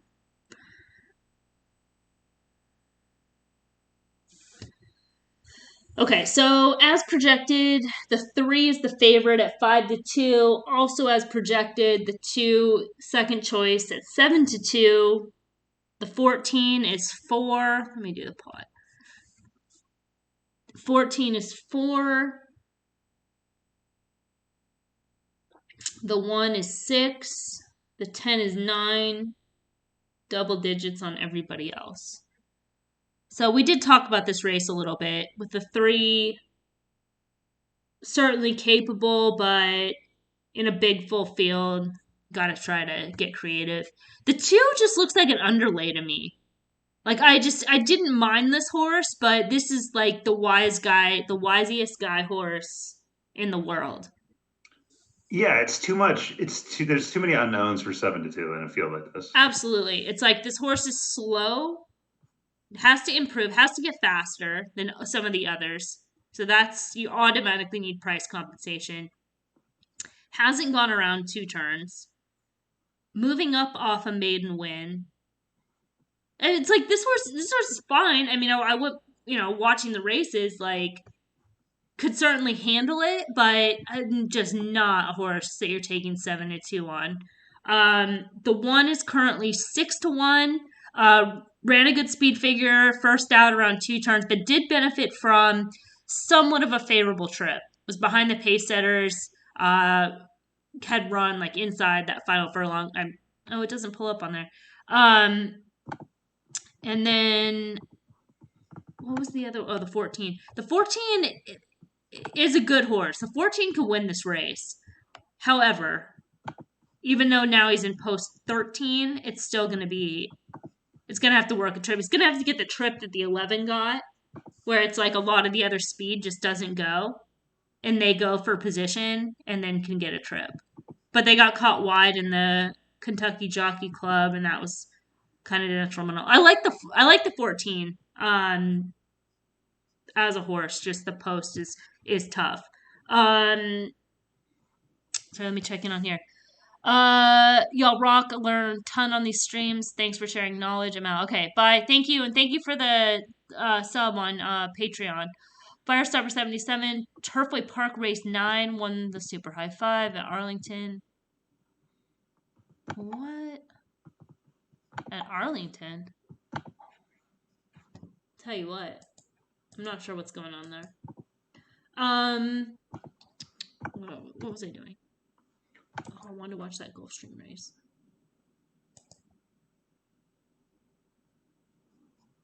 It's 1 minute to post at Gulfstream. Can you guys let me know when they're going in the gate? Because that could be 10 minutes from now. It's impossible to know. Okay, so some of these other horses, we've got the 10 at 9-1, which is improving type in terms of speed figures. Another one that's going to have to stretch out. Broke the maiden. It was a maiden 30, so some class questions there, and had the race flow on the front end. Doesn't seem like this horse is going to get a lone lead in here. So the fact that the public's kind of shying off certainly makes sense. I thought that was, if that horse was going to be the second choice, was going to be an easy play against. And then everybody else kind of double digits outside of that. So we'll just start kind of from the inside out. The 4 was one that was taking money in the doubles, but is pretty cold on the board. I think a lot of that money, not just the 2 recent wins, but the barn. So it's a little weird that not taking much money on the board. The 5 we knew was going to be a big price. 33 right now for all the reasons. The 6 and the 9 I'm going to talk about at the same time, not because like I'm horny or anything, but these 2 come out of the same common race on October 27th at Remington Park. And the 9 won that race, and it was a good effort. It's just kind of a good racehorse in general, but the trip on the 6, that was the horse that you wanted to follow. And then that horse came back, the 6 Bureau, came back and won with a B+. Really dominant effort. And then the 9 won as well, but kind of fell into sort of the same type of trip. Same type of grinding win, even though he's an open length winner. So, So that a partial owner change on the 9, yeah. I mean, that's fine. I think that's part of the reason, if anything, that the horse would take money. But anyways, the six being 38 to 1 and the 9 being 20, they're both big prices, so it's not like I'm gonna knock them that much. But I would take the 6 over any day. The stablemate to the 6 is the 7, an improving type. I think this horse has some run. I just wasn't crazy about all the changes. I think it's a lot at once. Like first route, blinkers, rider change. Just sometimes that can be, it's like it could have positive intent, but also be like a little bit experimental. It's a lot of shit going on at once. The 8 is 19 to 1. This is the other Cox, the sneaky Cox horse. So I think that's probably pretty fair odds on this horse right now. The 9 I talked about, the 10 talked about, the 11, 52. I mean, that seems kind of wild. I'll be honest. I don't know why this horse is the longest shot on the board. That seems kind of crazy, but I also don't think this horse is the most likely winner.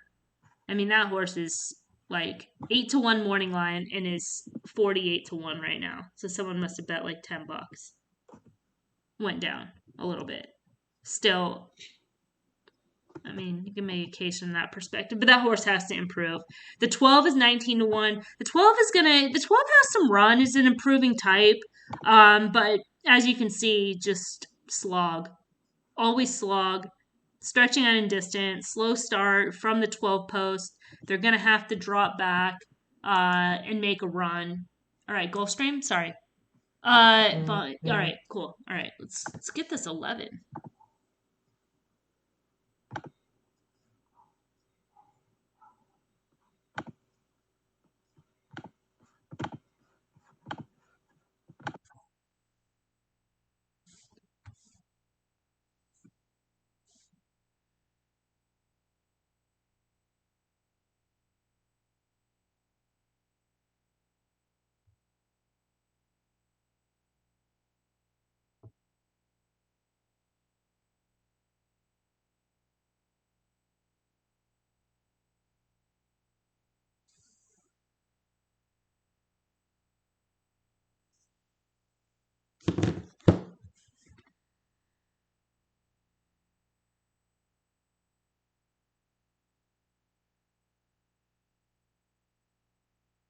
Kind of seemed like from the plot, the 11 would be a little bit closer up to the pace than the horse currently is. You get the 1 and 12 dueling, the 12's tracking right off that pair. 6 is on the outside, the 7's starting to move up inside, 11's starting to move on the outside, 8 is still covered, 2 is still covered. 11 looks like he's under a ride on the outside. They did speed up for that second quarter, so maybe moving a little bit early wasn't the best. 1 is done. 6 is starting to make the move. 11 is it's under a drive, responding a little bit. This horse is gonna have to work though. 6 looks like he's gonna get the trip. Yeah, 11's hella wide.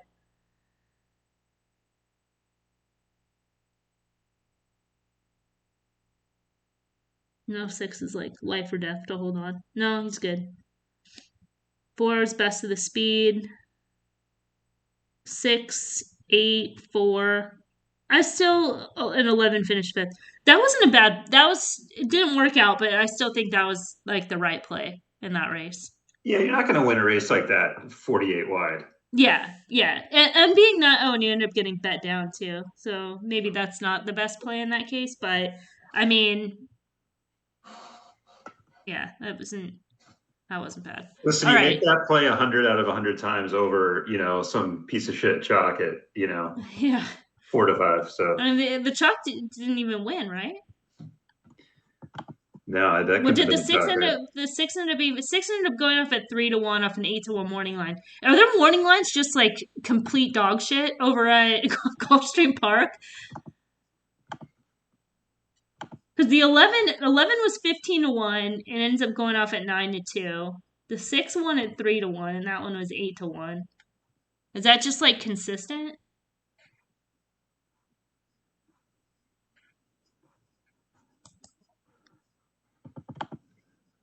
All right.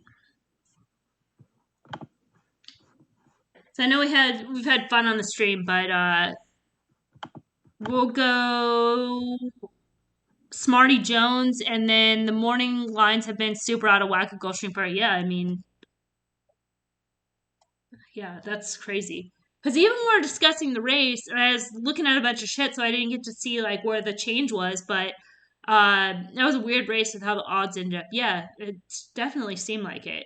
It's like it was weird from the morning line, and even from 10 minutes ago, and even from 1 minute to post. And I was like, it's 1 minute to post, but let me know because that could be 10 minutes from now. It's a complete shift from then. But that's crazy. How do you? This is like an ITP moment, but like, how do you like? That's not good for the game. No, it really isn't. Like, And how do it's you like? How do you bet? How do you bet like that? you can't. It's impossible. Yeah, it's completely impossible.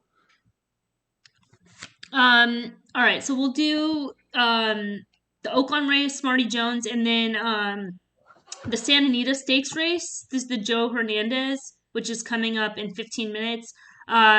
This is where they switch. They're not going to go down the hill in this race, right? They're going to go out of the chute. I don't necessarily think it's going to matter because you have a lot of new faces in this group. The one is currently favored, and I think that the one is being favored right now by default. Beer Can Man, because you kind of have these horses coming from all over, and this is a local horse. And I mean, this horse is fine, but you look at his form. It's like if he doesn't get a perfect trip, he doesn't win. So yeah, I just think the horse is favored by default. This horse has been training lights out. Currently 9-2. This horse is off those works. This horse looks super live to me. Chewing Gum. This horse certainly fits as well. He's got some class. This is a good distance for this horse. It's probably why they're out here running at a little bit longer of a sprint, but is a closer type. So you need a little bit of value. It's currently 5-1. The 6 just looks like a horse that's going to need a race. Coming off the layoff, he's been running in mostly those longer races. I just watching his works just kind of got that impression. I mean, he has races in terms of speed figures and class that would win, but you have the barn change, you have the layoff, the distance change. Just kind of seems like you'd want to wait. It's currently 8-1. The 5 to me kind of looks like a slightly softer version of the 1. I mean, speed figure wise, they're kind of side by side. So, I mean, just from a value perspective, not crazy about that one either, but Momos could be controlling speed, no? Looks like could be alone speed. So 9-2 there. 7, I just don't know what they're doing with this horse. This is Peter Miller. Peter Miller by another name. I mean, 13 furlongs, 12 furlongs. Let's cut back to 6.5. I mean, you're just throwing things at a wall to see what sticks. Can you imagine? I turn on the sound and they're racing Cupid's claw into shape. They're like, no, give him one more 12 furlong marathon race. He's not quite fit enough after that 10, 13, all running back 20 days apart. I mean, it's a little bit stabby because he's a new face, but just off the works, I do think the 2 is pretty live in here. Pretty fair price, 9-2. Again, the favorite is whatever. I just think that the 1 is favored because he's just kind of the known local commodity.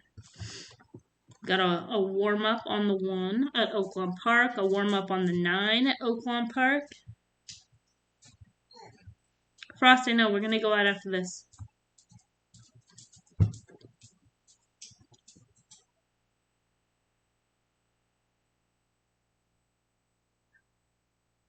The 9 looks good on the track, which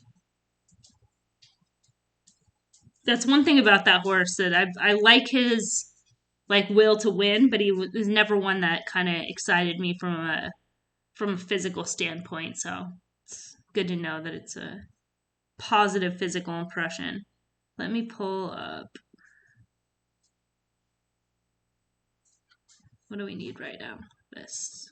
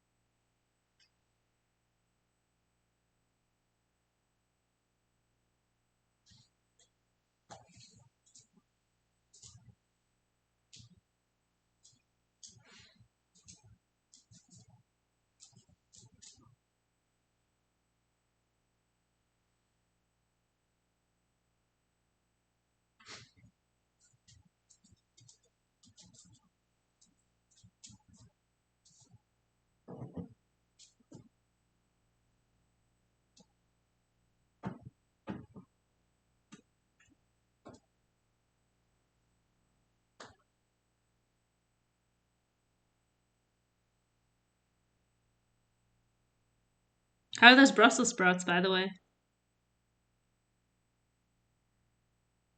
Are you muted?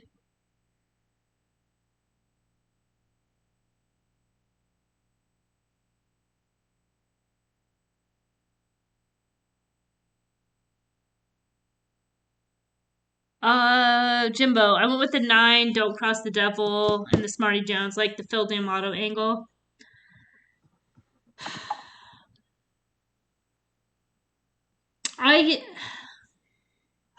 Handicapping this race ahead of time, I thought a lot of people would bet this horse off exactly what you just said. But does have to move up.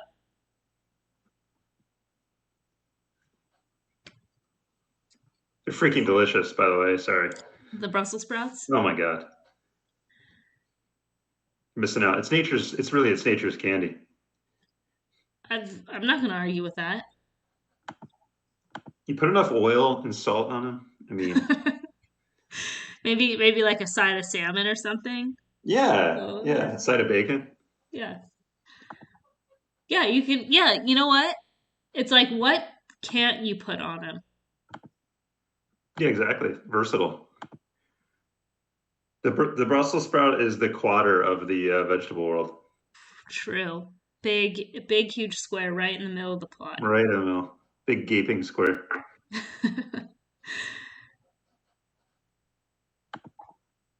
And healthy. Went with the 6. Yeah, you guys are horny. We got a 6 and we got a 9 in the chat. Horny chat.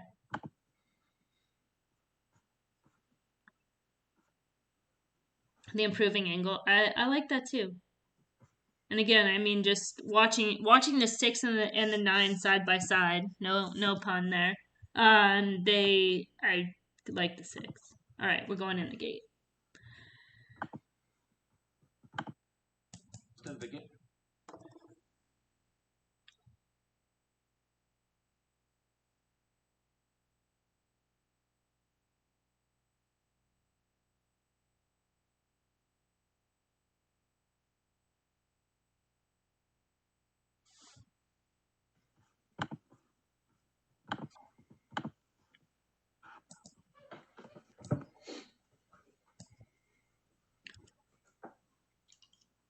Going in the gate at Oaklawn, 6 minutes to the 6th at Santa Anita. I missed, if there was the fun facts, I missed them.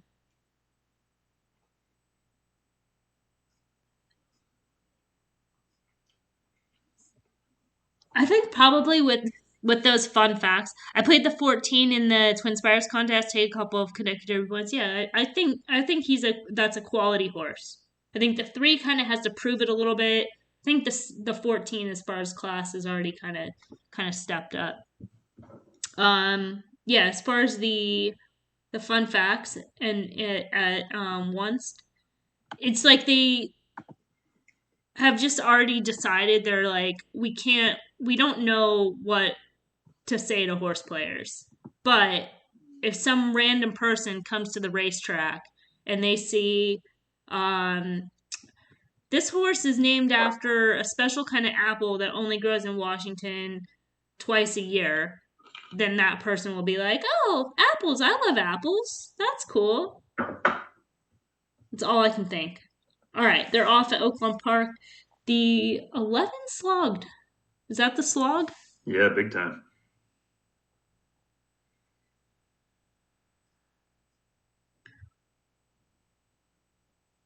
The 11 wasn't the real Steve Asmussen slog, but it was the horse who just didn't take any money. It's good on the 14, cleared. It's getting that 11 trip, dueling right with the 7. Ruggs, the Springer that was getting the experiment, the blinkers, the Leparoo, the stretch out in distance. We'll have to see how this works out.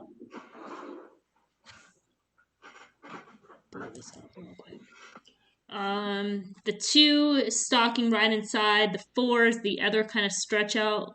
Where are some of you other guys? Oh, the 11 starting to make a move on the inside. The 9 is wide and kind of getting held up off the pace. Pretty fast, 46. Kind of cooking up there. 4 waiting to make a move. Here's my Lucas snag. Here he comes. Yeah, here he comes. Let's go. Let's fucking go. Come on, 5.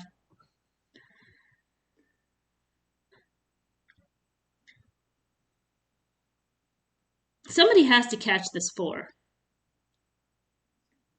Comes the 1, the horse with the experience. Got the 8 down the outside. The sneaky Cox. Come on with the sneaky Cox. 1, 10, 8. Shit, 5. 8 and 5 are side by side. Where's the 3? 3 didn't even get a call.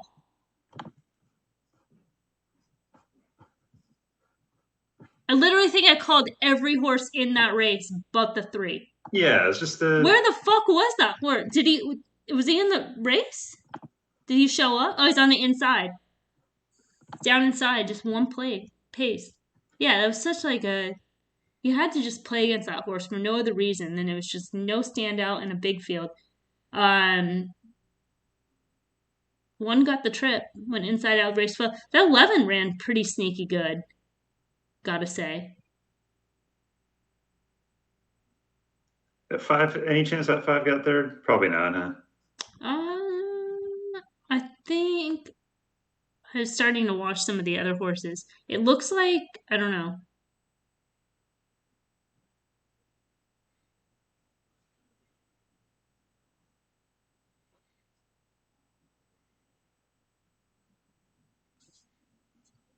Do you have the triple, if that's the case? Yeah, I'd have the triactor if the 5 got third, but I don't think he did.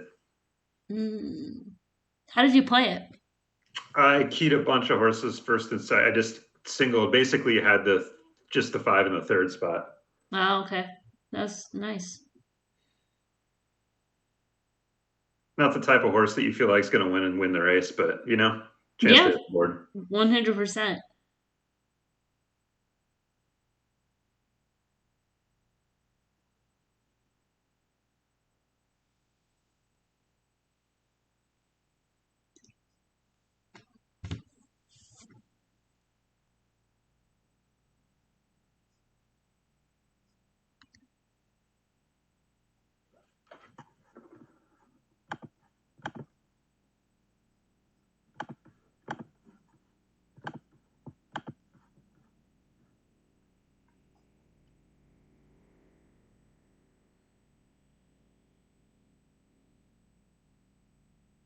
Taking forever on this photo. It's Maybe taken you'll a long time. Yeah. maybe you'll get lucky here. Third heater.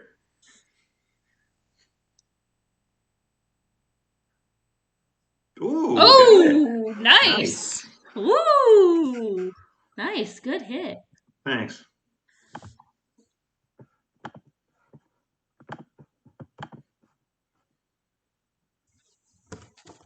And Dwayne will run that horse. You'll see that horse in the Triple Crown. He might You'll even see the run horse it, in the Preakness. but he'll run next week first. He'll run next week. He'll probably have to run the Lexington. And you'll use the same strategy in every leg of the Triple Crown, and he'll be 50-1, just clunking.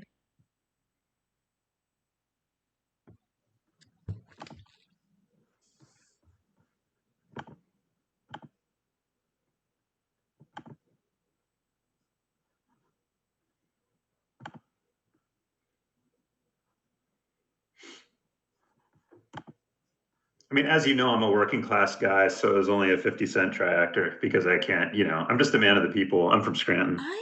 I still think for 50, I think it'll be $500. You think so? I'll take it. That's my guess. What do you think it is? No idea. It just seems like it's like a big full field. You have both the first and the second choice horses running out.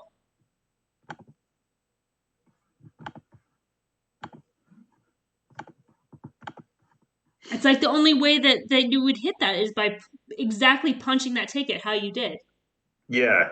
I basically just used a lot. Like I used 1, 2, 3, 4. Yeah, I used 7 horses first and second. Yeah, that's like beautiful. Thank you.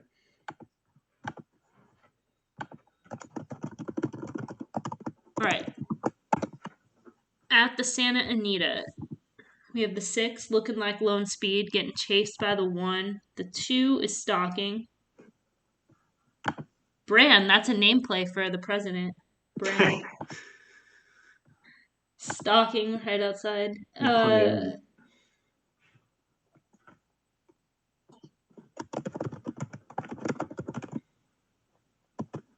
50-cent trifecta, 1340, 1300. No way. Yeah, 1340 and 90 cents. Wow. Woo! It's a banger.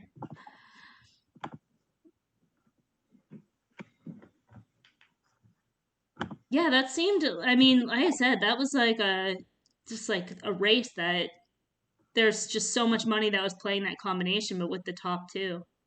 That's cool. Comes chewing gum, and beer can. Gum. Remember you asked me what my favorite, Yeah. there he is, chewing gum. Well, that's what's really most important. I mean, it was great that you got that 6 to win by open lengths, but what's really more important is either what horse would you like to pet, or what's your favorite kind of gum. You're a fruit stripe type of gal, I bet. I almost said fruit stripe, but I couldn't work in a joke, and I was like trying to like get there. Big League Chew is good. Yeah.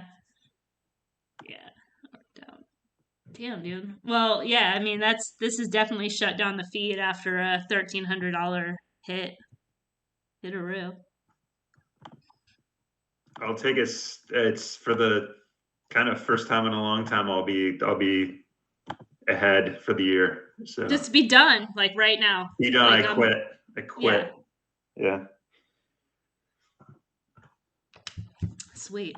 No, I do think it is good, like to be in because you do lose a little something these days with not being in the, even in an OTB, which, when you're hanging out with your friends in your OTB and you're playing races and you're talking about it, it is very helpful. So. Agreed. Very helpful. Yeah, I miss the old Orleans. I'm gonna, those were some good times. Yeah, hanging out at the key table at the Orleans. Absolutely. Eating top cuisine. Yeah, maybe some cold cuts. Yeah, some Claimer loaf. If you're quick on the draw by day 3, you might get an ice cream. If you're slow, you'll get stuck with whatever's broken at the bottom. Sounds great, doesn't it?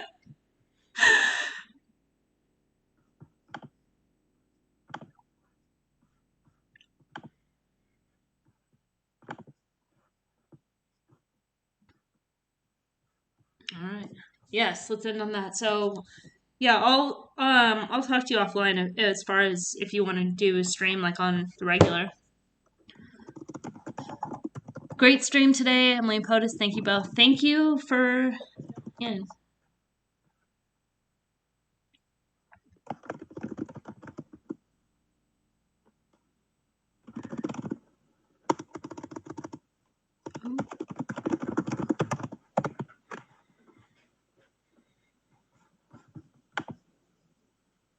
Now I gotta go battle the snow. Good luck. Don't let Frost, like, what does he do? Like like in extreme snow, or does he find a place to do his business? He likes the snow. Okay. Yeah, he's into it. That's good. Oh, one more question for the road. Thoughts on the 7 at Santa Anita, or just thoughts on race 7? Okay, one more for the road. Oh God, we have this race.